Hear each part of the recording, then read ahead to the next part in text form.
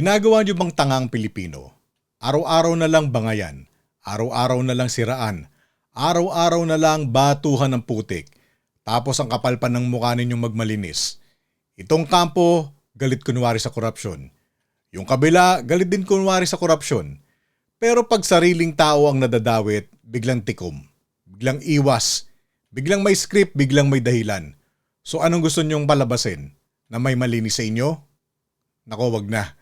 Pare-pareho naman kayong may bahid. Pare-pareho naman kayong may isyung dapat sagutin.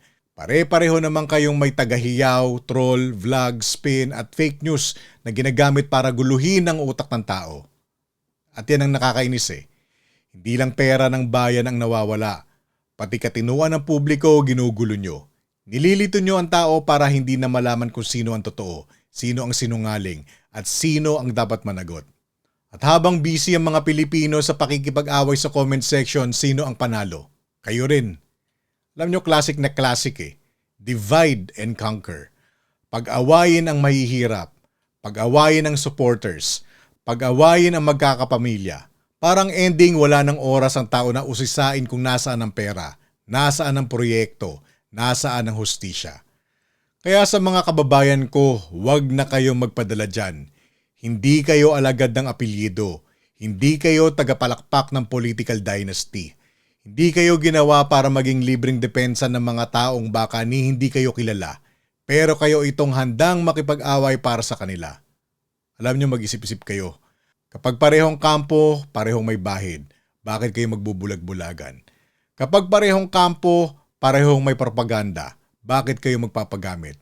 Kapag parehong kampo, parehong may paliwanag sa nawawalang pondo. Bakit kayo maniniwala agad? Minsan nga mapapaisip ka na lang eh. Baka itong mga nag-aaway sa kamera, nagkakaintindihan din sa likod. Baka ang sigawan sa publiko, palabas lang. Baka ang totoo, ang laban nila hindi para linisin ng gobyerno, kundi para kontrolin ang narrative at protektahan ang sarili-sarili nilang interes. At habang sila naglalaro ng politika, ang Pilipinas ano na? Mahirap pa rin, magulo pa rin, maraming gutom, maraming walang tiwala, maraming sawang-sawa na. Alam nyo, napakayaman sana ng bansang to eh, pero tignan nyo ang kalagayan. Bagsak ang serbisyo, bitin ang pondo, laging may anomalyang sumisilip, laging may pera ng bayan na parang bula na lang nawawala. Tapos sasabihin nyo, hindi kayo korap? Tama na, huwag nyong insultuhin ang common sense ng Pilipino. Huwag niyong lokohin ang taong araw-araw nagtatrabaho, nagbabayad ng buwis at umaasang may matinong gobyerno pa. Dahil ang totoo, sawa ng tao sa drama nyo, sawa na sa script, sawa na sa presscon, sawa na sa parinigan, sawa na sa kunyaring gyera na magkabilang panig habang ang taong bayan ang tunay na duguan. Kaya itong simpleng mensahe, kung may kasalanan kayo, humarap kayo. Kung may ninakaw kayo, ibalik nyo. Kung may ebidensya, kasuhan. Kung may pare-pareho kayong may mga bahid, pare-pareho kayong dapat managot. Hindi kailangan ng Pilipino ng panibagong teleserye ng mga apelyido. Ang kailangan ng Pilipinas, katotohanan, pananagutan, at mga lider na hindi ginagawang tanga ang sarili nilang mamamayan.